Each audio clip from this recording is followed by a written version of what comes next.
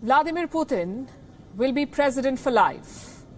Prime Minister Modi of India was the first foreign leader to have called Putin to congratulate him. What for?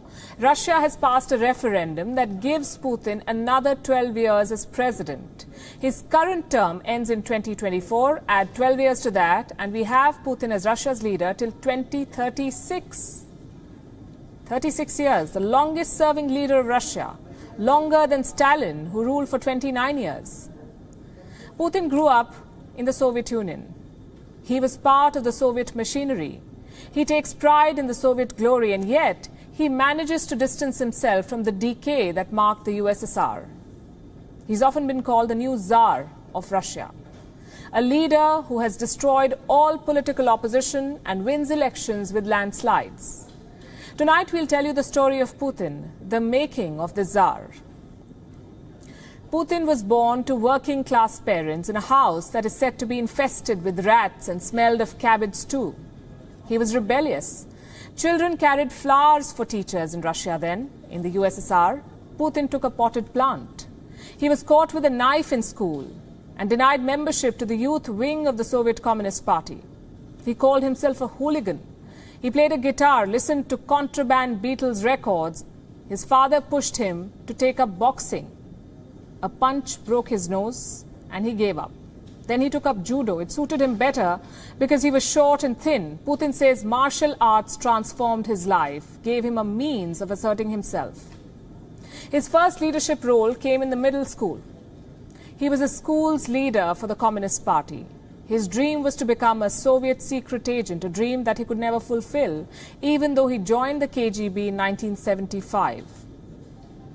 After the course, Putin was evaluated as quote-unquote mediocre, withdrawn and uncommunicative.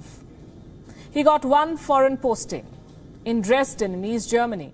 Heroism came after the fall of the Berlin Wall. There were protests. An angry mob surrounded the KGB office. They had one guard and 4 officers. Lieutenant Colonel Putin was the senior most. He called Moscow, but he got no help. So Putin wore his uniform, he stepped out at midnight and he bluffed. He told the protesters his guards had weapons and they would shoot. The crowd dispersed. In March 1989, the Soviet Union had its first election. Putin's introduction to politics was through his former law professor, Anatoly Sobchak. It was thanks to him that Putin landed on the right side of the collapse of the Soviet Union. He rose through the ranks. He went on to become the right-hand man of President Boris Yeltsin.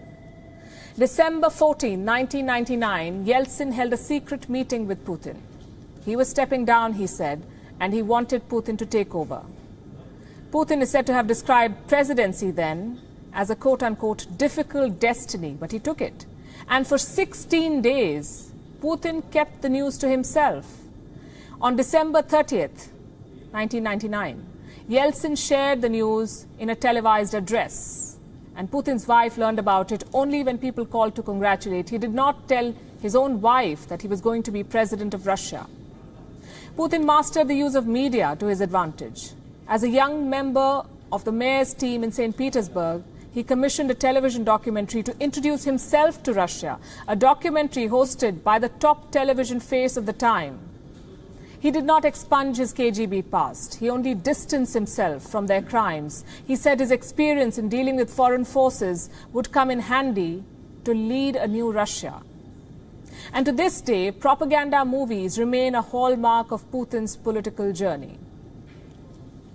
His initial years in power saw the economy steadying in Russia. He was seen as a reformer, cutting taxes, expanding property rights, but soon he unleashed a new kind of authoritarianism. He used national security as an excuse to tighten his grip on power. 2 terms as president from 2000 to 2008. Then 1 term as prime minister till 2012, because the constitution did not allow him more than 2 terms. In 2012, when his trusted deputy stepped aside, Putin took the presidential office again, this time for 2 6-year terms. And now he'll rule practically as long as he wants to. He's already 67 years old, with another 16 years secured. Vladimir Putin took an unexpected path to power in Russia, brutally crushing revolts and silencing critics to keep the crown of his country.